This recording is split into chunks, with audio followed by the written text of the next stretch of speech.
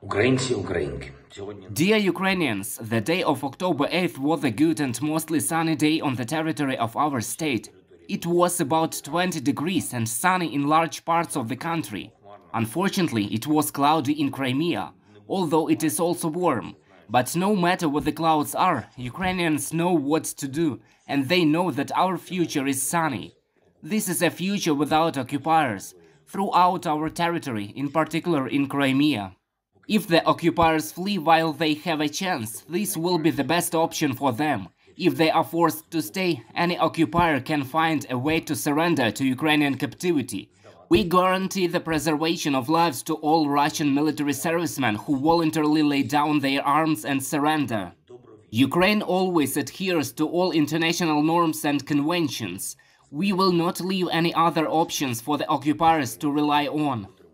And again, I want to thank all our citizens who are fighting and working for peace for Ukraine, for the liberation of our entire land.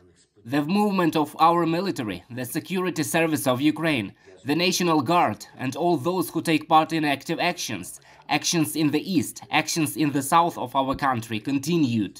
We are holding positions in Donbass, in particular in the Bakhmut direction, where now it is very hard, very tough fighting.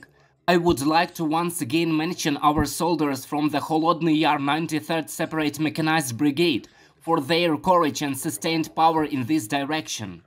Thanks to all our anti-aircraft gunners and everyone involved in the air defense of Ukraine. We are doing everything we can to defend Ukrainian skies, and it is one of the highest priorities for our diplomats to speed up the decision of our partners to provide Ukraine with modern and effective anti-aircraft systems in sufficient quantity. We will definitely come to that.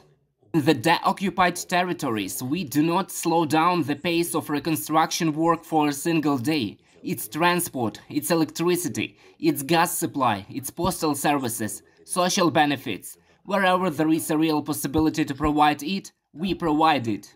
We must ask all Ukrainians in the territory where the occupiers were to be especially attentive to the mine threat.